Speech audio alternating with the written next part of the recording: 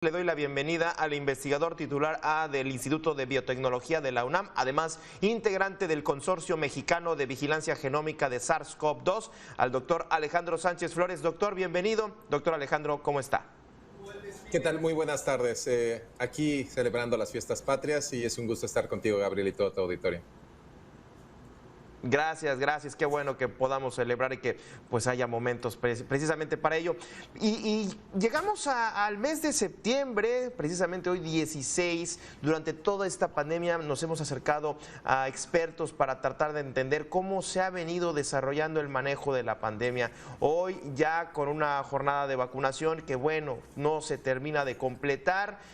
Sigue la gente muriendo. Yo de pronto decía, bueno, al principio que estamos normalizando los números, pero pues parece que se mantiene la pandemia, doctor, ni baja ni sube en esta meseta que se está extendiendo por semanas. ¿Cómo se ve al día de hoy esta pandemia en México, doctor? Pues desgraciadamente el número de casos ha seguido incrementando. Durante el mes de septiembre, tal vez como dices, ahorita se llega a una meseta donde el número de casos nuevos sí va a la baja, pero el acumulado es mucho más alto de lo que vimos en la segunda ola el año pasado. Y una de las cosas que hemos insistido mucho es que un incremento en la transmisión del virus hace un incremento en la mortalidad. Esto es por probabilidad, porque la probabilidad de que encontremos casos graves en una mayor parte de la población infectada es mayor la probabilidad. Entonces, eso es la razón por la cual estamos viendo un estancamiento en el número de casos, digamos, acumulado, a pesar de que la distribución de casos nuevos sube y baja dependiendo del estado, dependiendo de la ubicación del país. De todas maneras, en promedio sigue siendo bastante alto comparado con lo que hemos estado observando en las primeras olas. Y definitivamente las muertes que van a ser inevitables por lo mismo de la enfermedad, un poco el manejo de los recursos hospitalarios, que finalmente ya llevamos una severa carga hacia los servicios hospitalarios desde hace ya muchos meses, desde hace más de un año, y finalmente esto mina las fuerzas de los médicos, mina la disponibilidad de medicamentos, mina la disponibilidad de camas, y esto finalmente abona a que no veamos un decremento ni en la pandemia de la transmisión de contagios ni la muerte. Doctor, preguntarle, pues está la vacuna que reduce los efectos graves de la enfermedad, pero ya, ¿qué se sabe de los tratamientos para poder atender los síntomas más graves del SARS-CoV-2 cuando uno ya tiene la enfermedad? Se hablaba mucho de ciertos tratamientos que pues hasta el día de hoy no se han, digamos, autorizado de manera oficial, pero ¿qué hemos aprendido al respecto, teniendo en cuenta que esto de la pandemia se mantiene, doctor? Definitivamente la vacuna es ahorita la mejor herramienta que tenemos para reducir los casos de transmisión y más que nada, como lo habías mencionado, la severidad de la enfermedad, ya que la vacuna como tal no corta al 100% la transmisión. Sí lo hace en un porcentaje. Hemos escuchado de estos números de eficacia que van alrededor del 60, 70, 80%, pero todavía hay un 20 o hasta 40% en el cual la vacuna no va a cortar la transmisión. Ahora, lo que sí es que la vacuna en más de un 90% de los casos va a disminuir los síntomas. Prácticamente la gente vivirá la infección de una manera asintomática. Esto abona a que no vayan a un centro de salud o a un hospital con síntomas graves y que corran el riesgo de morir, pero definitivamente para que se vea un efecto real necesitamos alcanzar el 87% de la población vacunada. Y esto, a pesar de que se han administrado más del 90%, perdón, más de 90 millones de dosis, no representa un porcentaje significativo en la población. Tal vez estamos hablando de que lleguemos a entre 30 y 50% de la población vacunada, dependiendo si consideramos una primera dosis, aunque sea, o bien un esquema completo.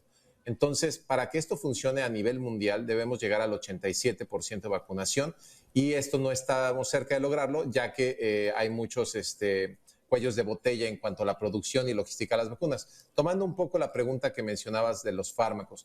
Los fármacos tienen todavía un proceso de prueba, fases clínicas, igual de largas que las vacunas, pero más complicadas. finalmente la vacuna es muy claro el objetivo que se tiene que buscar, que es la respuesta inmune, pero finalmente el combatir a un virus que no es ni siquiera un organismo que esté vivo como tal, es muy difícil. Crear un fármaco que pueda atacar una de las 26 proteínas con las que cuenta el virus es muy difícil, porque muchas de esas proteínas tienen funciones estructurales, no tienen una función como la replicación. En el caso de la proteína que utiliza el virus para replicarse, ese sería un blanco, pero no es fácil pegarle esos blancos. Entonces, los fármacos van a tardar todavía un tiempo en ser desarrollados. Es más complicado la situación de ética para su prueba, porque finalmente tienes que hacerlo sobre personas enfermas, y esto pues es un cuello de botella. A final de cuentas, veremos, yo creo que en unos años, el desarrollo de unos fármacos, pero ahorita hay muchas cosas que no podemos anticipar en cuanto a los resultados de los mismos, y debemos seguir esperando, pero tomando en cuenta que la vacunación posiblemente sea ahorita la mejor herramienta que tengamos para combatir la pandemia. Claro, claro, entiendo perfectamente. Sobre todo, pues la tecnología va avanzando y a pesar de que va rápido, pues sí, no nos podemos adelantar. Está en juego la vida de las personas al poner este tipo de fármacos. Son dos temas también que quiero tocar con usted, doctor. Es el tema de la vacunación a los menores, que pues todo parece que es más bien un tema de presión política que ganas de hacerlo, pero también las variantes. Primero me gustaría poner en la mesa el tema de las variantes. De pronto hemos visto que pues ya la variante Delta con una amplia presencia en México, doctor. Sí, de hecho, soy parte del consorcio de vigilancia genómica del país, y en el último reporte que tenemos muestras de hasta el 25 de agosto, en ese periodo vimos que más del 90% de los casos ya involucran a la variante Delta. Una de las cosas que nos llama la atención es que esta variante Delta se está ramificando, está creando nuevos sublinajes en los cuales acumula o pierde mutaciones, y esta pérdida o acumulación de mutaciones nuevas no la sabemos. Lo único que vemos es que, por ejemplo, aquí en el país se está dando la expansión de un sublinaje de la variante Delta que se llama AY.20. ¿Qué sabemos de este nuevo sublinaje de variante? Pues sabemos muy poco. Es una tendencia diferente a lo que se está observando en el mundo. No sabemos por qué se está expandiendo más, pero a final de cuentas es una de las cosas que estamos investigando. Lo que sí es que no podemos concluir si es más severa la enfermedad que causa, si es más mortal. Posiblemente no lo sea, pero de todas maneras estamos vigilando, porque lo que sí sabemos es que la transmisión es mayor. Creo que si no nos seguimos cuidando, pues inclusive puede seguirse dando estos sublinajes, estas mutaciones. Doctor, un último comentario. Le decía sobre la vacunación de los menores de edad. Entiendo que pues las vacunas tienen que estar aprobadas, pero me parece o percibo de manera muy personal que la vacunación a los menores pues se va a dar más bien por presión mediática, por el tema de los amparos, que por un plan estructurado. No sé cómo se observa desde su opinión, doctor.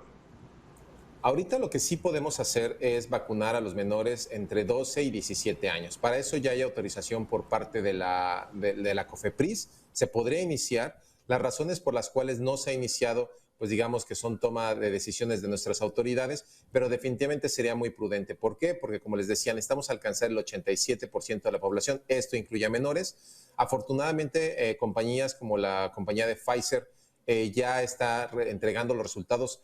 Me parece que en octubre posiblemente ya se entregue todo el paquete a la FDA en el caso de Estados Unidos, y se inicie la vacunación en 2 bloques más, que es el de 6 a 11 años y el de 6 meses a 5 años, con una nueva presentación de la vacuna en una dosis pediátrica, porque requieres entre 3 y 10 veces menos de dosis que las vacunas actuales. Eso va a ayudar porque finalmente va a haber más disponibilidad del biológico y nos va a permitir vacunar a la población. Definitivamente los menores son una prioridad, independientemente de que no lleguen a sufrir síntomas tan graves como nosotros, pero si no cortamos a nivel poblacional la transmisión del virus.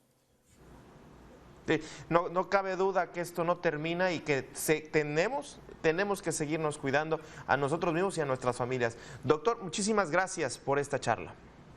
Muchísimas gracias, Gabriel, y cuídense todos, celebren en confinamiento de ser posible.